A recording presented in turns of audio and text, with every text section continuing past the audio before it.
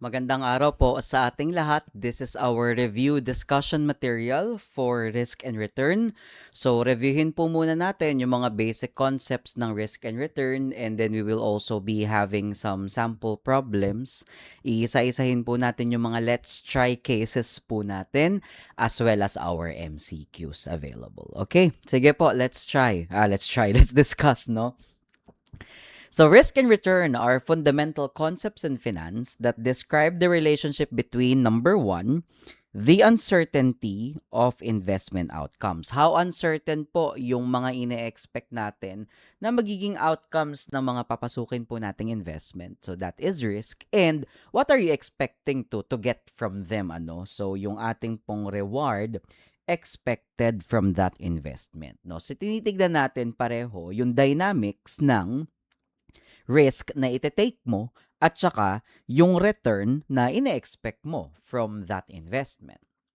So, return refers to the gain or loss earned on an investment over a period of time. Ano yung bumalik sa'yo when you invested, di ba? The gain or loss earned on an investment. And it's usually expressed as a percentage, no? In our for our case, lagi po siya halos no na expressed as a percentage rather than the total value itself, no?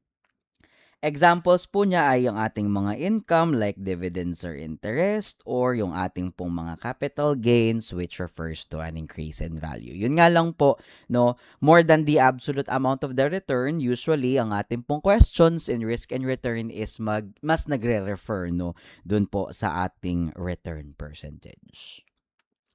Risk refers to the possibility that the actual return will be different from the expected return. So may variance between what you are expecting and what actual return you actually got from that investment. So yun po yung pinapasok natin na risk, no? Ano ba yung tinitake natin na risk, no? In other words, it is the uncertainty or variability of returns. Generally, investments with higher risk offer the potential for higher returns, no? So, yun po yung binabanggit sa ating fourth bullet point that there is a direct relationship between risk and return na kung mas tumataas ang risk, abay syempre, ang i-expect mo would be higher returns. So, investors must decide on how much risk they are willing to accept in exchange for any potential gain, no, that we can expect from the investments that we will be undertaking. Kasama po sa discussion ng risk and return yung medyo statistical tools po natin, ano?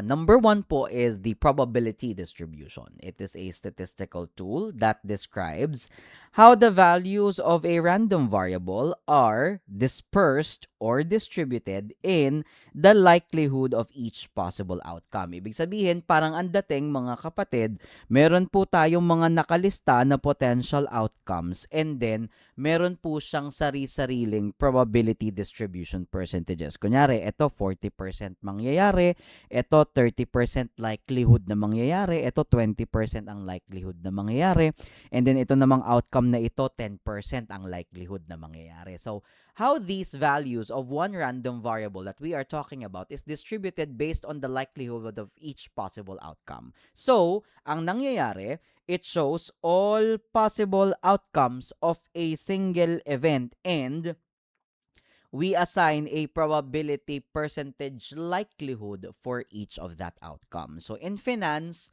these probability distributions are used to analyze uncertain returns on investments. It helps investors understand different possible returns and how likely one will happen over the other. Tas parang ang dating, imumultiply mo yung outcome na yun dun sa nakatapat sa kanya na probability likelihood percentage. So para kang nagwa-weighted average eventually, no? Parang ganun. So yun yung mismong magiging parang expected return mo. A wider distribution indicates higher risk because the returns are more spread out, while a narrower distribution means yung kanyang possibility na mangyari is hindi ganun kalalayo, no? So, it translates to lower risk. And that being said, that we have already discussed itong probability distribution, dito naman po tayo sa ating expected and realized return. Expected return is the estimated or forecasted return an investor anticipates receiving from an investment in the future. And as what we have discussed earlier, it is actually based on probabilities of different possible outcomes. No, nasabi natin kanina na parang may mga nakalista tayo ng mga different possible outcomes and meron po siyang nakatapat na probability likelihood percentage, no? So, it represents, di ba yan, nasabi natin kanina, the weighted average of all possible returns, where each return is multiplied by its probability percentage. So, nakikita nyo na naman itong big letter sigma natin, which means the summation ng ating products ng possible return for each scenario and the probability percentage of each return. And then when you get the sum of all of these probability and return products, then you will be getting your total expected return, which is the weighted average of all possible returns given a certain level of probability percentage. Kaya po nagkakaroon ng risk kasi sabi nga po natin, the return that you can get from it, what you are expecting might deviate, or might be different with the actual return that you are expecting, So, ang tawag po natin doon is realized return. Yung talagang ine-expect natin, which is simply a ratio between your actual gain or loss you got from that investment, which is divided to your initial investment. Pero sabi nga po natin, usually questions in finance, ito na po ang given, yung mismong return na ine-expect natin. And in our case, wala naman masyadong tanong actually nung actual return, pero it actually culminates kung ano po ang ibig sabihin ng risk, na baka yung ine-expect kong return or yung ine-expect kong benefit hindi ko makuha pag lumabas na yung actual return, So, yun lang naman po yung ibig sabihin when we relate the concept of actual return to risk, okay? So, we have two major types of risk, the one being diversifiable and the one being non-diversifiable, okay? Sakto, nagkasya sa ating screen, So, ano po ba ang diversifiable risk and non-diversifiable risk? Let's first start with your diversifiable risk, or pwede rin po siyang tawagin as your unsystematic risk. Kailan po nangyayari ang diversifiable risk? Basically, pwede mo siyang iliteral na this risk is actually diversifiable. Okay? Ngayon, kung natatandaan po ninyo sa inyong Finman classes, ang ibig sabihin ng pagda-diversify ng risk, yun na po mismo yung ibig sabihin nun, that we can eliminate or reduce the risk through diversification, meaning you are putting your investments or your assets into a well-balanced portfolio of different investments. Ibig sabihin, hindi ka lang sa isang asset magi-invest. You will be investing in a different listing, parang gano'n, different listing, or yung tinatawag nating portfolio. May iba-iba kang laman na asset sa loob ng portfolio mo. Diversifiable risk is the risk that is specific to a particular company or industry. Kaya kaya mo siyang i-diversify. Kapag ka pumalya yung isang company na hawak mo, meron ka pang ibang mga companies na hawak dun sa investment mo. Or when a certain industry fails at nagkataon yung iba mong mga assets ay nasa iba-ibang mga industry, edi at least isa lang yung apektado. Naka-spread out yung risk kasi na-diversify mo siya because of a well-balanced portfolio.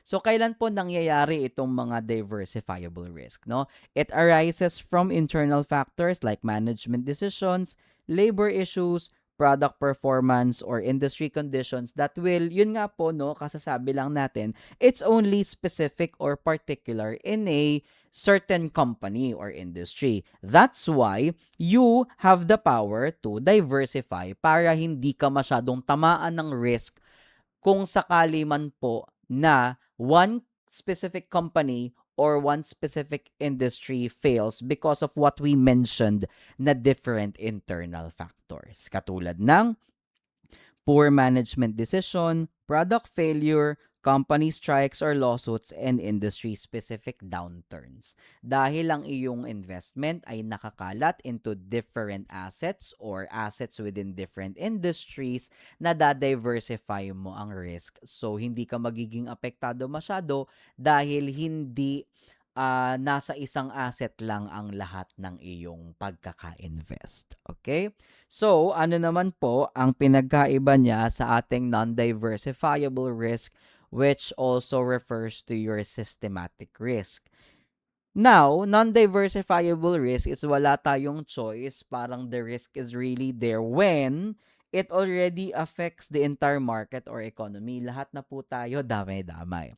It cannot be eliminated through diversification because it's already caused by external factors. So, kung nakita nyo po yung main difference, ano po ang nagka-cause ng diversifiable risk? Mga internal factors.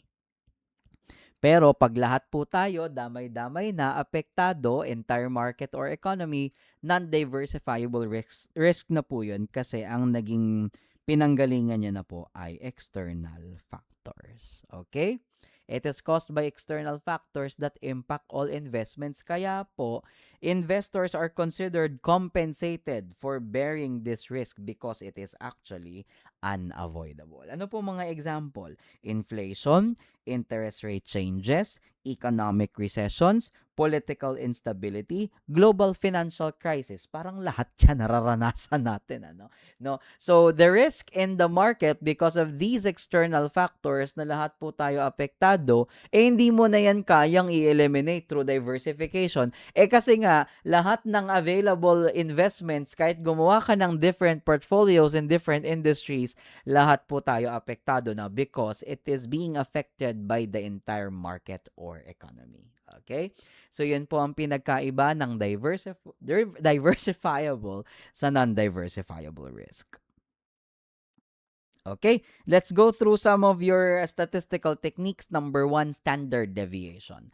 It measures the total risk or variability of returns in an investment. It shows how much actual returns are expected to deviate. Kaya nga deviation no, gaano ka dispersed, gaano kalayo ang isa't isa, no, from the expected return. So, you can expect that a higher standard deviation means higher risk because the returns are actually more spread out. Okay?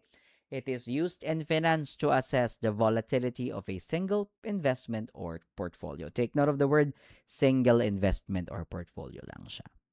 Okay? No? So, pwedeng i-apply po sa single investment, pwedeng i-apply din po in a portfolio. Okay? So, for this, we have standard deviation, which is represented by the small sigma, the lowercase sigma, which is the square root of the summation of the probability of each return, which is multiplied to the square of the the square of the difference between your possible return and expected return. Pero wag niyo nang kabisaduhin as is yung formula kasi yung step-by-step technique na lang niya yun na ipapakita natin mamaya, no? Yung kabisaduhin niyo no kung paano siya gagawin. But if you love memorizing these kinds of formulas or you're kind of mathematical na person, then go.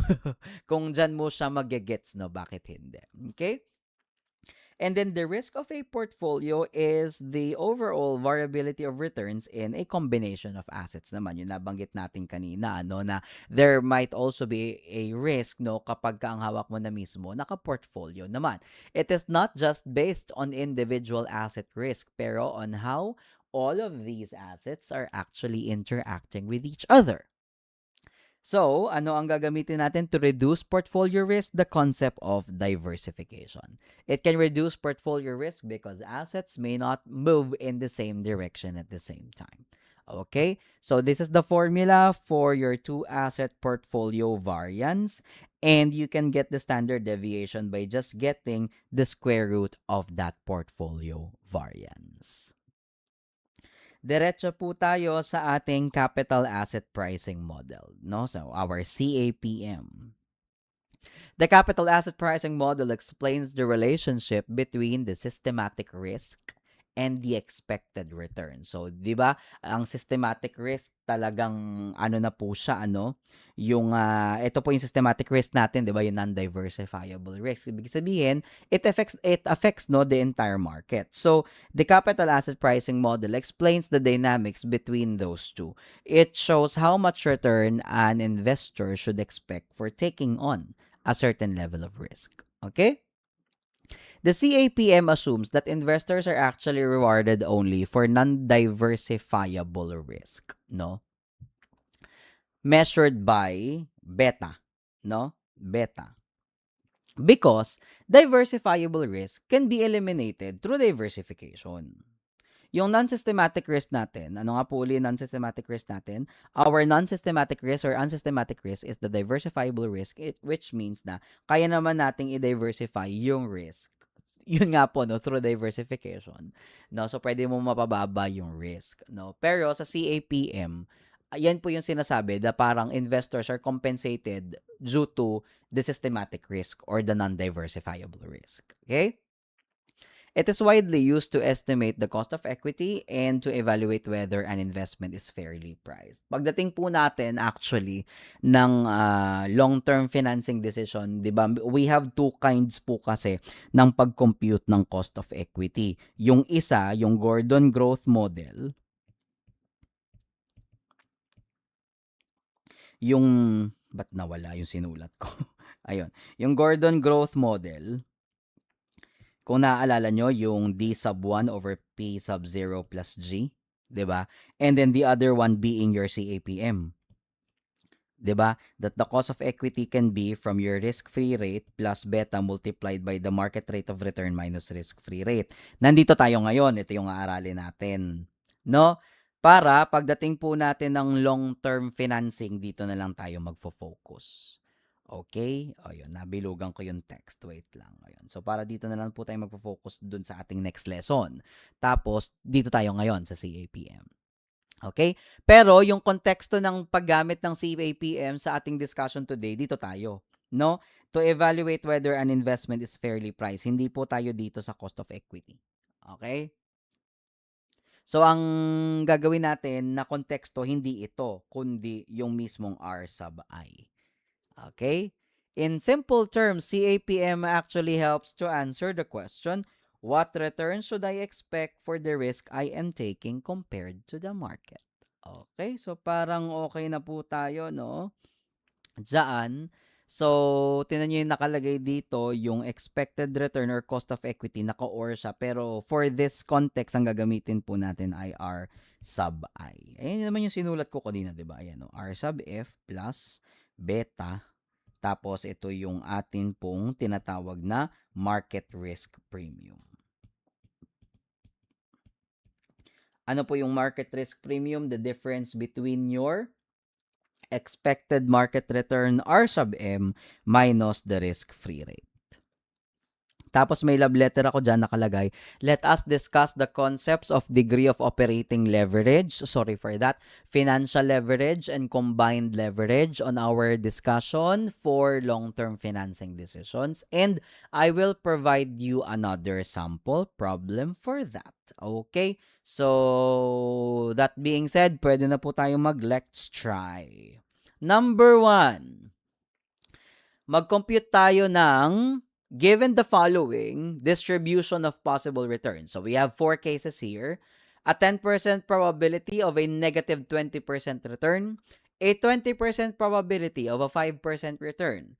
A 30% probability of a 10% return. And a 40% probability of a 25% return.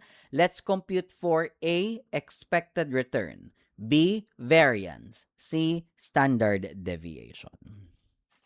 Okay, o tatlo agad yan ha. Tatlo agad yung alam nyo dyan. So, let's compute for your first one, which will be your expected return. Or yung ating E of R, parang gano'n, no? The expected return. Ang gagawin natin dyan, you simply multiply po, no, yung probability percentage dun sa return. Pero, ang gagawin mo, di ba, multiply mo siya together.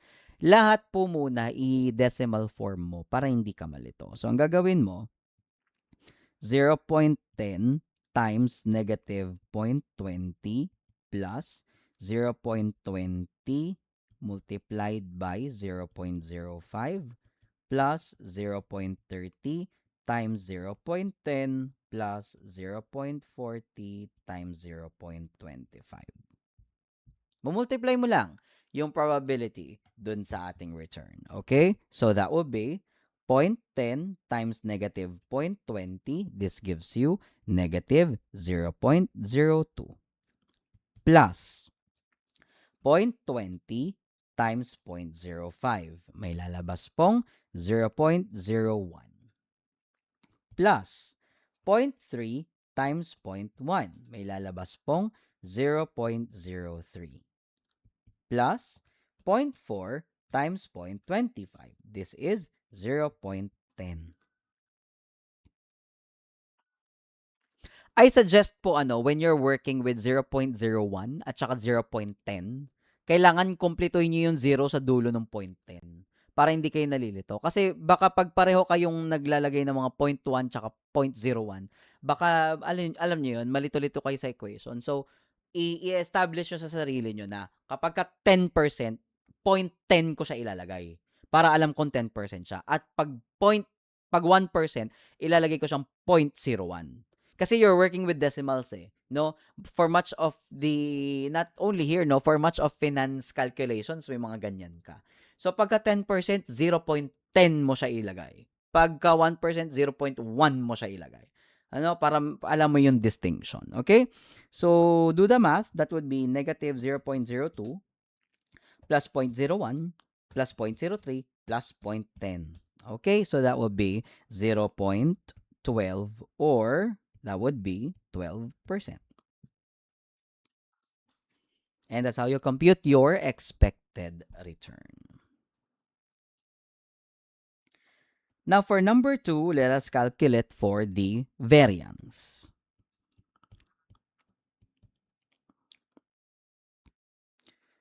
So, syempre, for the variance, we will be using E of R na 12%.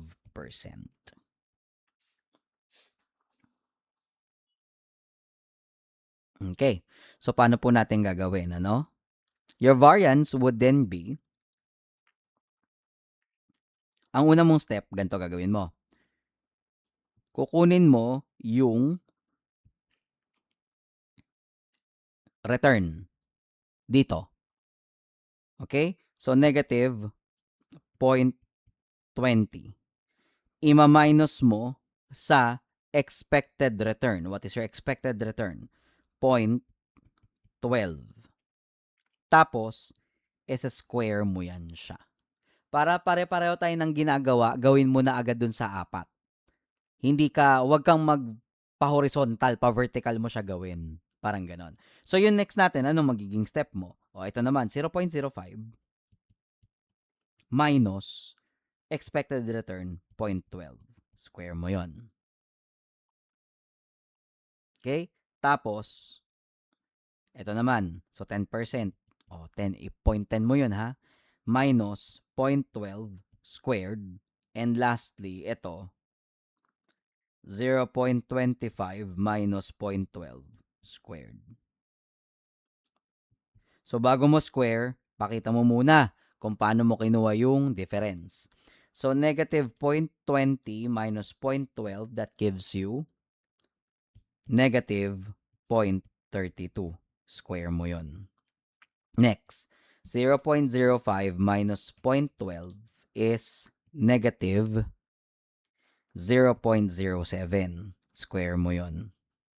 Next, 0.10 minus 0.12 is negative 0.02, square mo yan siya. Okay? Tapos, 0.25 minus 0.12 is 0.13, pero positive. Square mo yan siya. Pero alam nyo naman, pag nagsa-square po tayo ng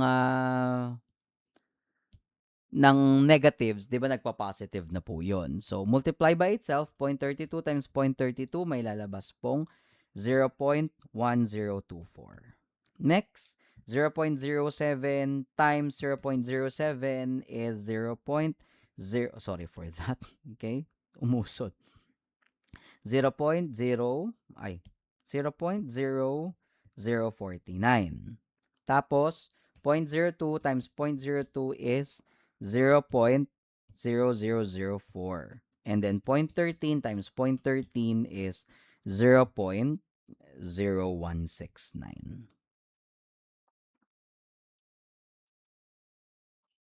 Tapos, yung mga nakuha mong yan na 0.1024, 0.0049, 0.0004, at saka 0.0169, multiply mo na siya dito sa ating mga probability percentages. 10%, 20%, 30%, 40%. Okay, game. 0.1024 times 0.1. Ang lalabas, 0.01024. Next, 0.0049 times 0.2. This is 0.00098. Okay, next, 0.0004 times 0.3. So this is 0.00012. And lastly, 0.0169 times 0.4. This is 0.00676. At saka mo kunin yung total. So add mo lang lahat.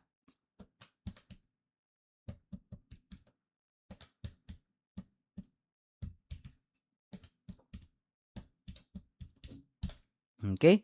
May lalabas na 0.0181.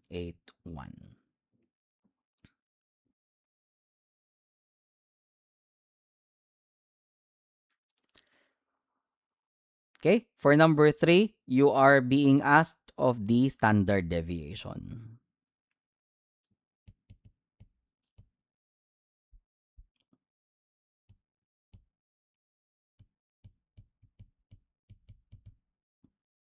So for your standard deviation, that is simply your sigma is equals to the square root of your variance, 0.0181.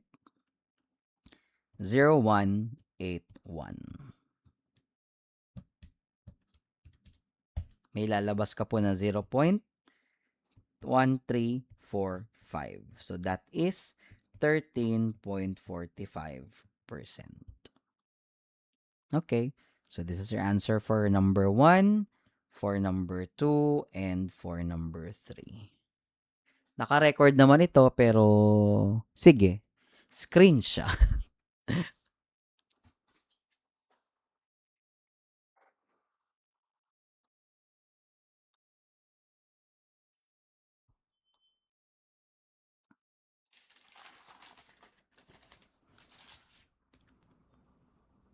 Diretso po tayo ng number 2.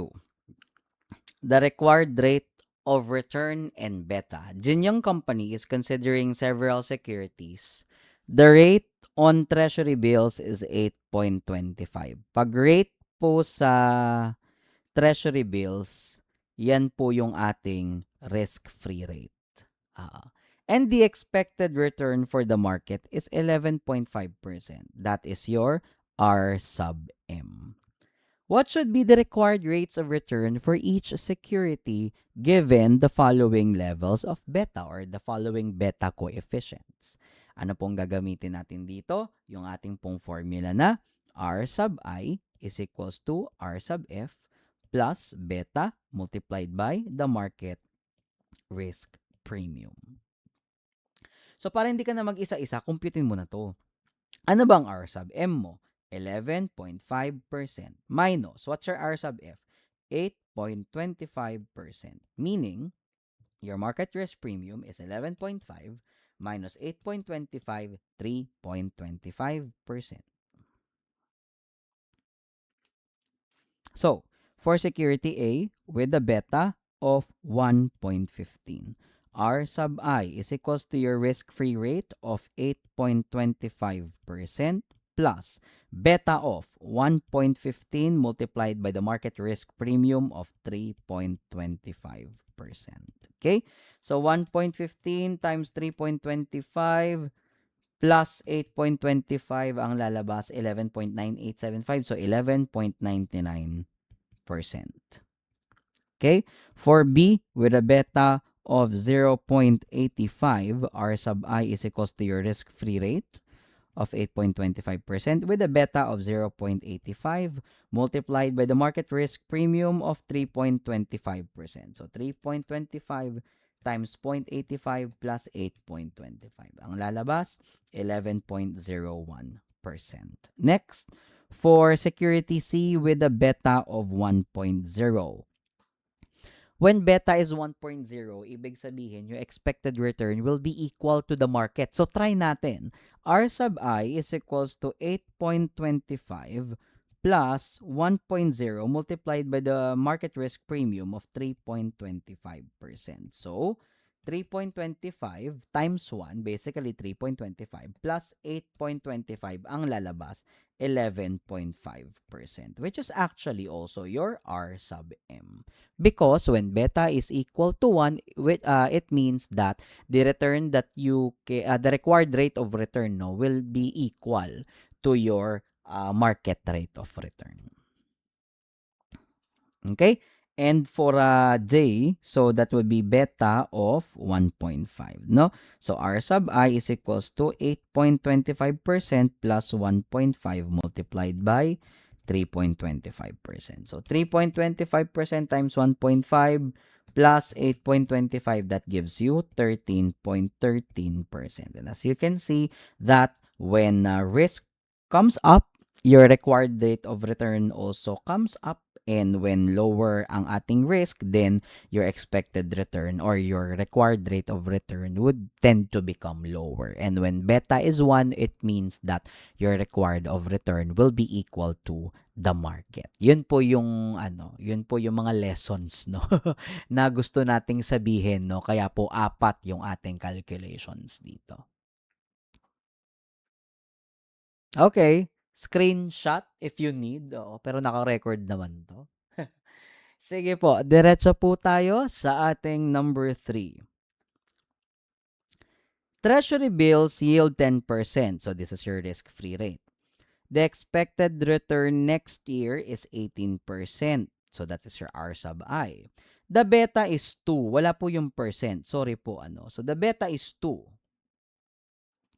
The beta is 2. What is the market expected return for next year? Ibig sabihin, ang hinahanap po R sub M, ibig sabihin po ay loob po ang hinahanap sa problem. Assume the use of CAPM, everything else is in equilibrium. Okay, so that would be R sub I is equals to R sub F plus beta multiplied by R sub M minus R sub F, or your market risk premium. Meron po tayong expected return next year na 18%. So this will be 18% is equals to, ano po yung R sub F? Yung ating pong yield sa treasury bills na 10% plus a beta of 2 multiplied by, ang nawawala sa atin yung R sub M, minus your R sub F of 10%.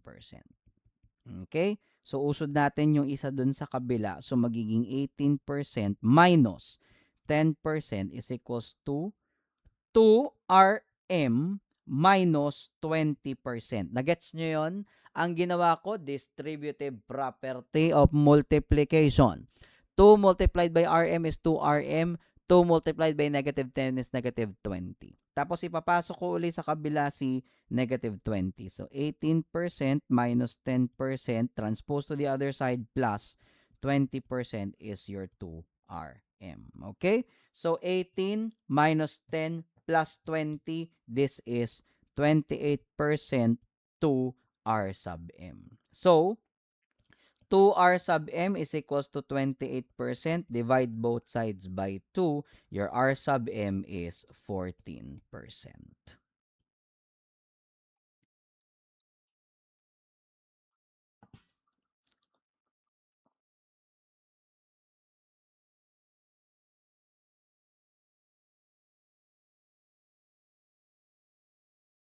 Okay. Excuse me. Dito naman po ang nawawala ay beta. No? So, the market expected return is 13%. Risk-free rate is 8. Required rate of return is 16. Ang hinahanap ay beta. Okay? So, wag ka na mag-derive ng formula. Kunin mo na lang sa loob, no? R sub I is equals to R sub F plus beta multiplied by R sub M minus R sub F. Okay? Ang R sub I po natin ay yung required rate of return na 16%. Ang R sub F naman po natin is the risk-free rate of 8% plus beta na siyang nawawala minus our R sub M of 13% and R sub F of 8% or a 5% market premium rate. So, 16% is equals to 8% plus, diretso, sige na nga, beta times 5%. Oo. Para okay na yan. Tapos, 16% minus 8% is equals to 5% beta. 16 minus 8 is 8% beta. Okay. So, if 5% beta is equals to 8%, then beta is 8% over 5%. So, what is the beta coefficient? 8 divided by 5. 1.6.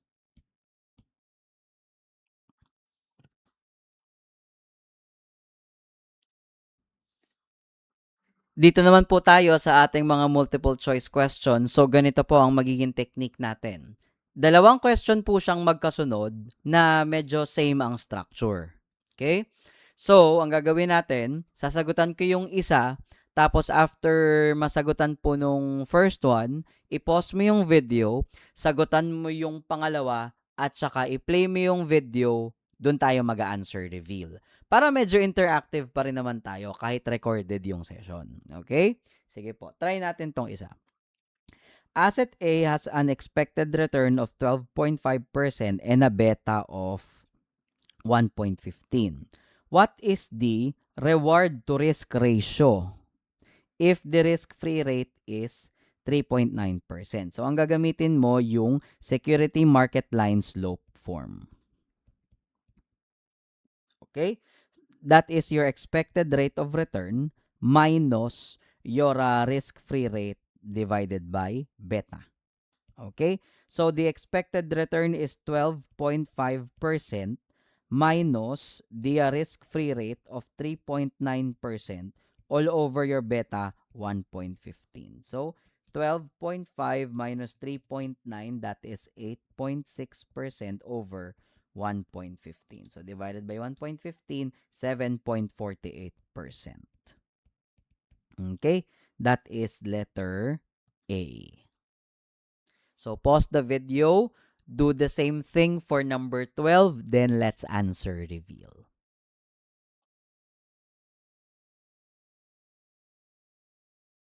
Okay. Now that you're playing the video again, let's reveal your answer. So, your expected return is 9.5% minus your risk-free rate of 3.7% all over your beta of 1.06. Okay? 9.5 minus 3.7 divided by 1.06, 5.47%. So, in our choices, that's 5.5%. Letter A.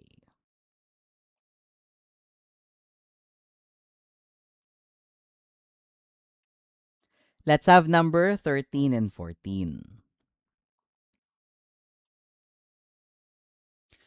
The risk-free rate is 4%. Expected return is 13.5%. what is the expected return for a stock with a beta of 1.16. So this is straightforward CAPM. Okay? So R sub I is equals to R sub F plus beta multiplied by R sub M minus R sub F. Okay? So R sub I is equals to what is our risk-free rate? 4%. Plus, what is our beta? 1.16 multiplied by the expected return on the market of 13.5% minus the risk-free rate of 4%. So R sub I is equals to 4% plus 13.5 minus 4, that's actually 9.5 times 1.16, that is 11.02%. Diniretso ko na, no? Oo. And then R sub I would then be, add lang yung 4%, so 15.02%, which is letter C. Pause the video, answer number 14, and then let's answer reveal.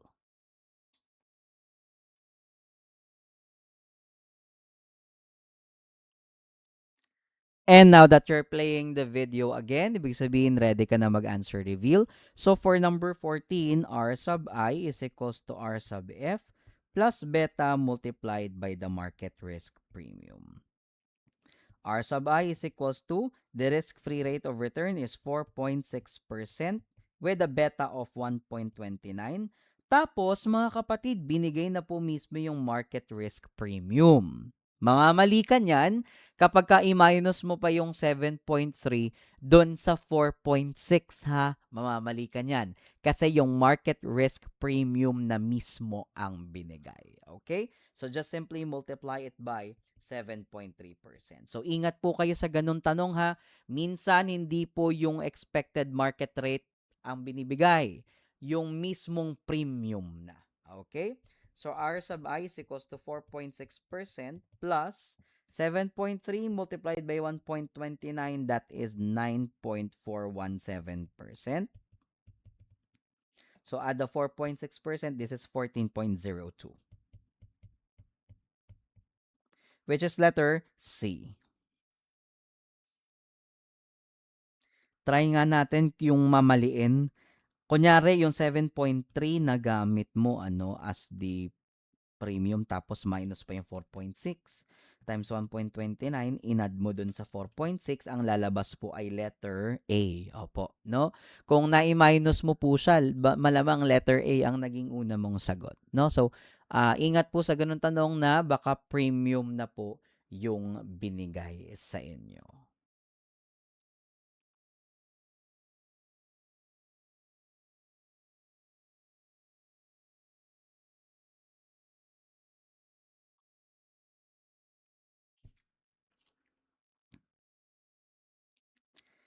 Dito naman po tayo sa 15 tsaka 16. Medyo same din ang structure yan. I'll answer 15, you answer 16.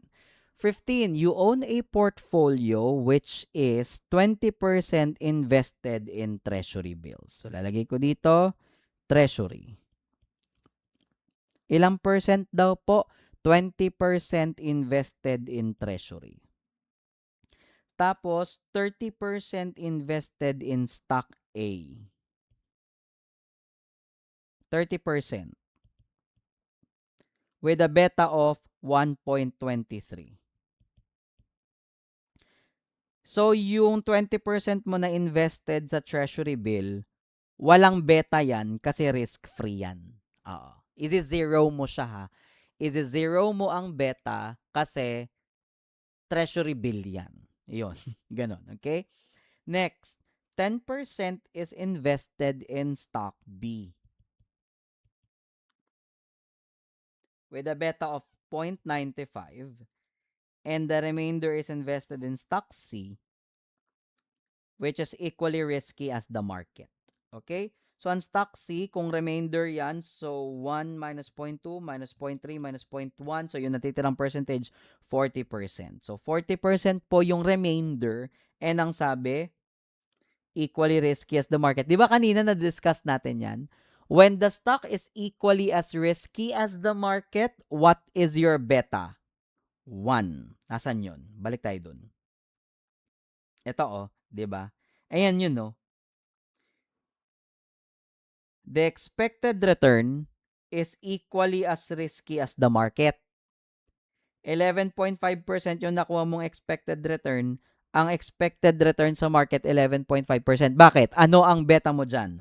1. Ibig sabihin, when beta is equals to 1, then it is as equally as risky as the market. Your expected return is equally as risky as the market. Yun po yung binabanggit doon when beta is 1. Okay? So, balik po tayo doon sa tinasagutan natin. Okay. So, when the stock is equally as risky as the market, your beta is 1. The risk-free rate of return is 4.2% and the expected rate of return is 11%. What is the beta of the portfolio? You don't need this information kasi iwa-weighted average mo lang yung mga beta based on the components. Okay? So, simply multiply. Siyempre, pag risk-free, malamang wala, di ba? Okay? And then 0.3 times 1.23, that is 0.369. And then 0.1 times 0.95, that is 0.095. And then 0.4. Okay? So, 0.369 plus 0.095 plus 0.4. That is 0.864. So, 0.86. And that would be letter B. Pause the video, answer number 16, then answer reveal tayo.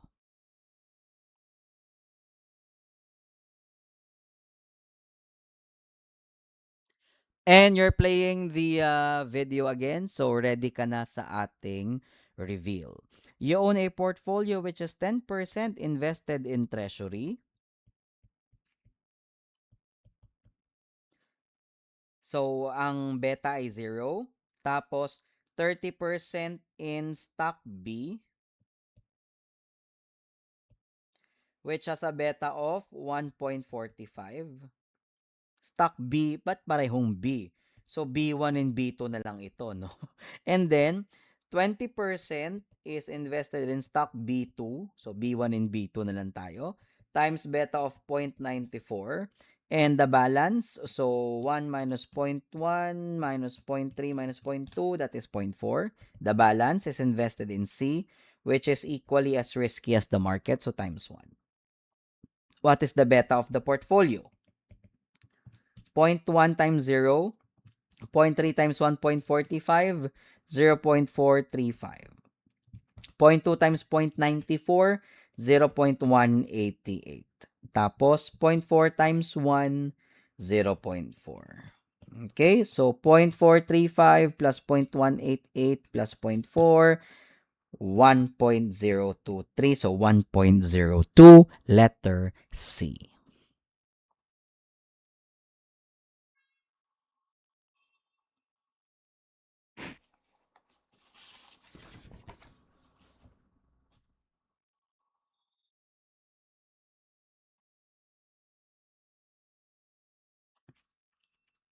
Okay.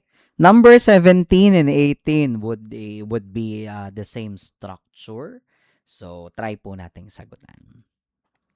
A portfolio is expected to return 5% in a normal economy, lose 10% in a boom economy, and return 20% in a recessionary economy. The probability of a recession is 30%. The probability of a boom is 10%. What is the variance of the portfolio? Bigla po kayong tinanong ng variance. So, ang first step po natin is to get the weighted average expected return so that may pang-minus ka mamaya dun sa mga individual returns when we get your portfolio. Okay? So, ang sabi, unahin natin? The portfolio is expected to return 5% in a normal economy. So, lalagay ko dito, normal, 5%. Diba? I-ano nga natin, i-decimal para hindi kayo malito. 0.05 times, anong sabi? 5% in a normal economy. Okay? Tapos, lose 10% in a boom economy. So, boom economy, nakalagay lose ha. So, negative po dapat. 10%. Okay? And return 20% in a recessionary economy. So, recession. 20%. So, 0.2. The probability of a recession is 30%. The probability of a boom is 10%. So, 1 minus 0.1. 1 minus 0.1 minus 0.3 is 60% ang probability ng normal.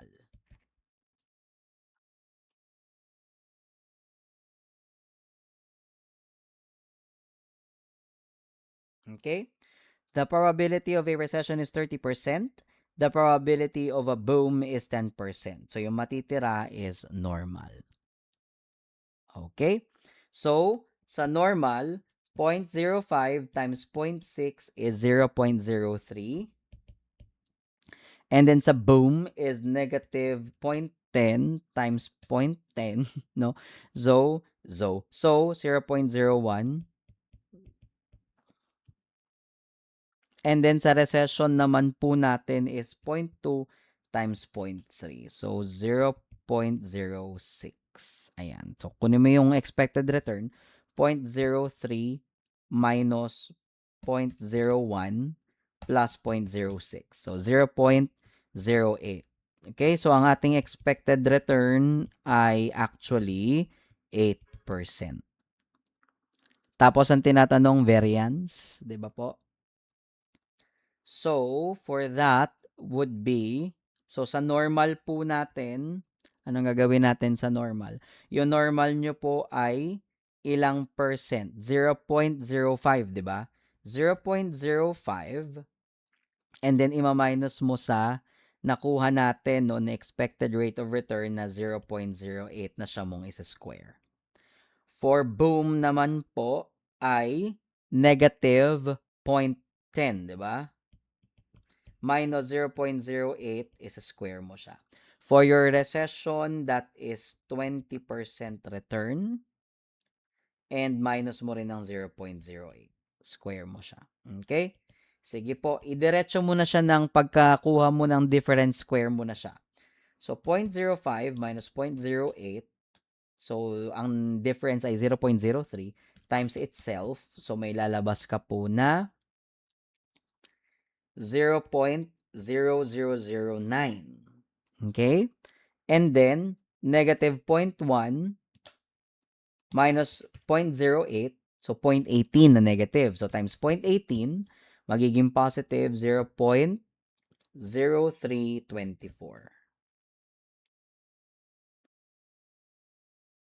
Okay. And then 0.2 minus 0.08 is 0.12. So, times itself. So, 0.0144. Tapos, multiply mo sa mga component percentages. Normal is 60%, boom is 10%, and normal is 30%. Okay? So, teka, masyado marami yung number. So, pupunta ako dito para may space tayo. Okay. Para may space tayo. So, 0.0009 times 0.6, that is 0, tapos tatlong 0 uli, 54. Okay? And then 0.0324 times 0.1, that is 0.00324. And then 0.0144 times 0.3, that is 0.00432. Ayun. Tsaka mo po kunin yung sum. 0.00054 plus 0.00324 plus 0.00432. That is 0.0081. Yan na po yung sagot. So, meron ba? Ayun, letter A. Pause the video and then answer it the same way for number 18.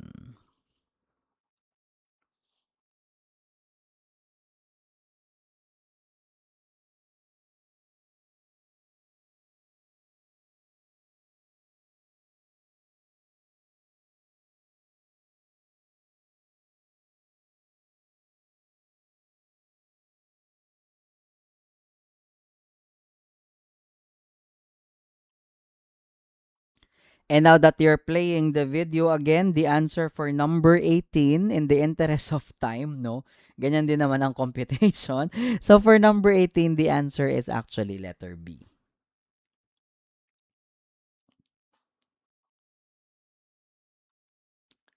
Okay. Ako na po ang magdi-discuss both number 19 tsaka 20 kasi wala silang katulad na mga problems, no? So, ako po ang magdi-discuss niyan yung 19 and 20. Start po tayo sa number 19. A 2,000 peso portfolio, ang mura niyan, no, is invested in 3 stocks and 1 risk-free market or sorry, risk-free asset. Tapos dollars pala ito. So, dapat pala dollar ito. Ano? O, dollar pala yung tanong. Okay. $500 is invested in stock A. So, lalagay ko stock A, $500, which has a beta of 1.3. $600 is invested in stock B,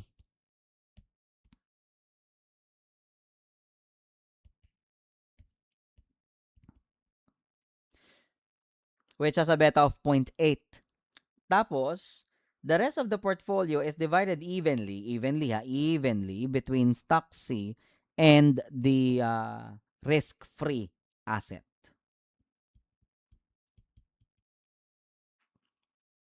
So, if the remainder is divided evenly, kasi dapat 2,000 ito, di ba? So, 2,000 minus 500 minus 600, ang remainder mo, 900. Tapos, the remainder is divided evenly between stock C and the risk-free asset. So, tig 450. Okay. So, kukuhanan po natin ng component percentages. I-divide mo sila lahat sa 2,000. Okay? So, 5 divided by 20, parang ganun, ano? O, di ba nga, buo na. 500 divided by 2,000 is 25% component. 600 divided by 2,000 is 30% component. And 450 divided by 2,000 is parehong 0.225 or 22.5% component. Tapos, biglang tinanong, what is the beta of stock C if the portfolio is equally risky as the market? Ibig sabihin ng gagawin mo, since the portfolio is equally as risky as the market, then your beta of the portfolio itself, the beta of the portfolio itself, yung kabuuan, the beta of the portfolio is equally as risky as the market, 1. So, ang gagawin mong formula ay parang 1 is equals to, ano po ang beta ng stock A? Beta of 1.3, di ba?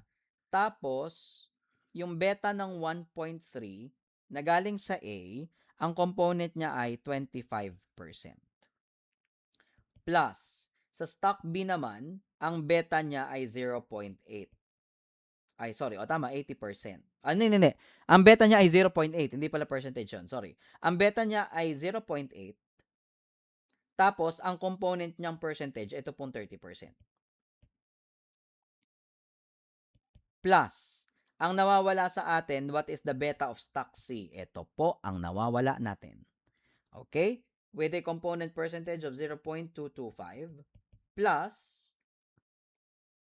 the beta of stock D, which eventually is 0 kasi risk-free, 'di ba?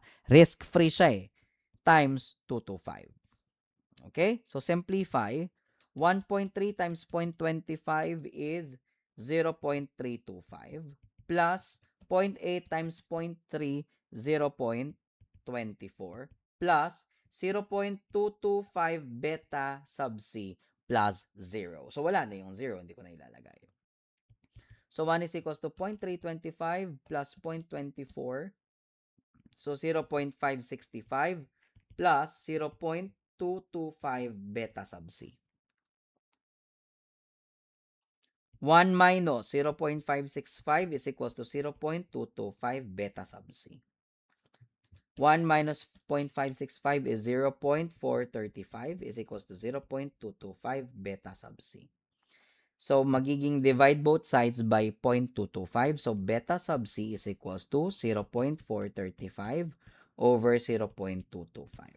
Beta sub c is 0.435 divided by 0.225. So, 1.93 D. So, ang formulang ginamit is the portfolio beta by getting it from all the component percentages. But since the problem tells you that the portfolio is equally as risky as the market, that's why the beta sub P is 1. And then, ang pinakakinuha natin is yung component beta for C. Ayun. So, medyo ano lang siya, medyo ma-formula lang at medyo critical. Pero, practicein nyo lang kung paano kinuha. Okay? We're done with number 19. You can screenshot that. And diretso na po tayo ng number 20.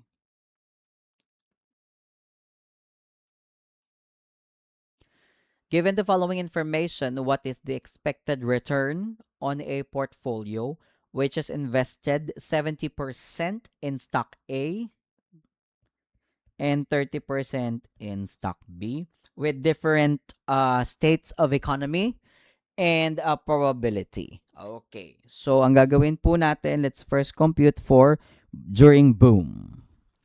During boom, ang gagawin po natin, so R sub P, the expected rate of return of the portfolio during boom, that is 70% na may return siyang 15%.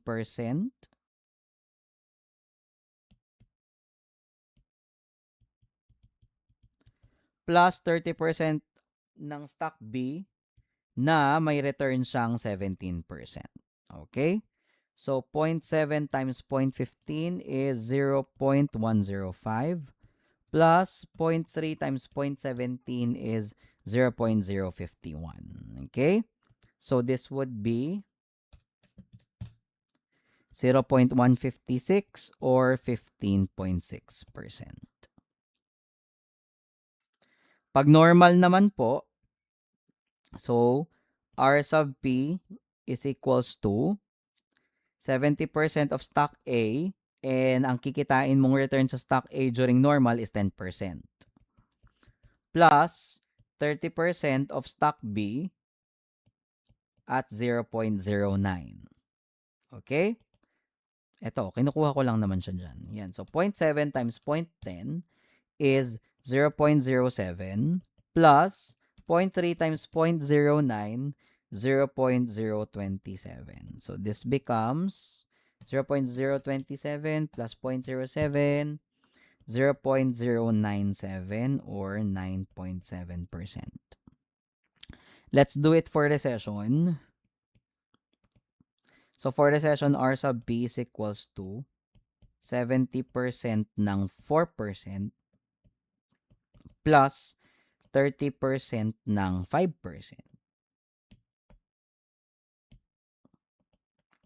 Okay? So, this would be 0.7 times 0.04. That gives you 0.028 plus 0.3 times 0.05. That gives you 0.015. Okay? So, add them together. And this is 0.043 or 4.3%. Ang tinatanong sa atin, kasi nakuha mo na yung expected return pag boom, expected return pag normal, expected return pag recession. Tapos, meron ka ng probability of the state of the economy. Di ba? 10, 75, at saka 15. So, ang gagawin mo, expected return ka lang na yung parang ginagawa natin kanina. So, expected return is equals to, unahin natin yung 10% boom. So, 10% probability of boom. Tapos, ano yung expected return natin sa boom? 15.6%. Plus, 75% normal, 9.7%. Ay, mali. Nagamit kong 7 yung ano. Ayan. Plus, 15% probability of 4.3% during recession. Okay? 0.1 times 0.156, 0.0156. Plus, 0.75 times 0.097. 0.07275. Plus 0.15 times 0.043. That is 0.00645.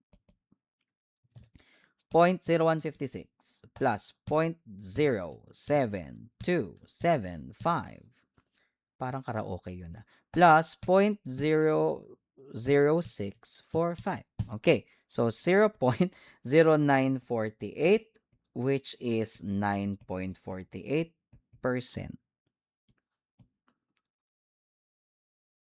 Ano yun, boy?